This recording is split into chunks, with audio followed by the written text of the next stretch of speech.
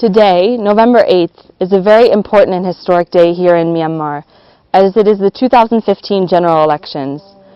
For millions who will come out today and utilize their right to vote, it is the first time that they have ever participated in such democratic elections. This is only the second democratic election here in Myanmar, and only the sixth general election since the country's independence in 1948. FNF Myanmar team is here in Hakka, Chin State, where we are observing several different polling stations, such as this one, including inside the military barracks. In the past 60 days, over 90 political parties have campaigned for this historic day. Over 6,000 candidates are competing today for nearly 1,200 seats in the parliaments, both at the union, state, and regional levels. And this number is double what we saw in terms of candidate participation in the 2010 elections. In addition, there have been over 800 female candidates that are contesting in these elections today, which is a large increase from previous elections. For many, this is the first chance to participate in a democratic election in their life, and as such, the process is very unfamiliar. FNF has been working with the support of the European Union and 4 local partners to provide voter education to raise awareness about this important day.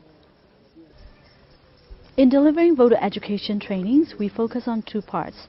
One is to deliver important voter information about election, such as voting procedures, how to vote, where our vote goes, and what criteria to look for in a candidate.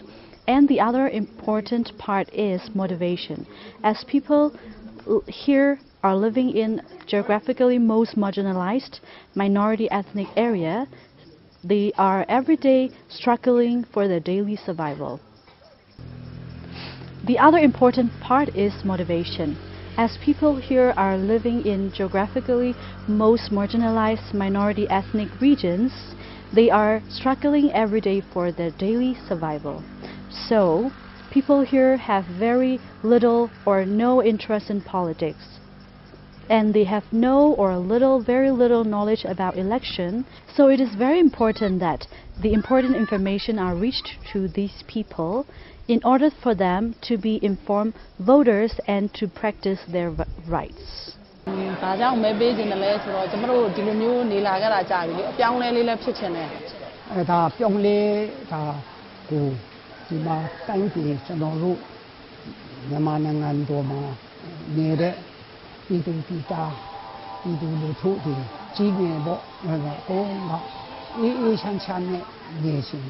the evening of the 8th of November, after the polling stations close at 4 p.m., votes will be tallied and calculated, but it is expected to take several more weeks for the nationwide results to be announced. FNF Myanmar team on the ground was able to observe the election and overall felt the process was relatively transparent, with the exception of the advanced voting process, which we were not allowed to observe.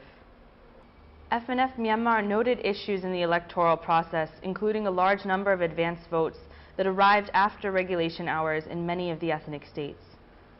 The real heroes in this election are the polling station staff, mostly teachers and volunteers, who diligently worked late into the night to assure a transparent counting process and reporting procedure.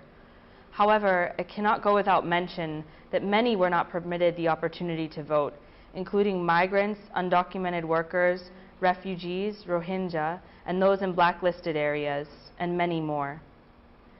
The votes will elect 75% of the state, regional, Pitu and Nyota Lutos, or parliaments.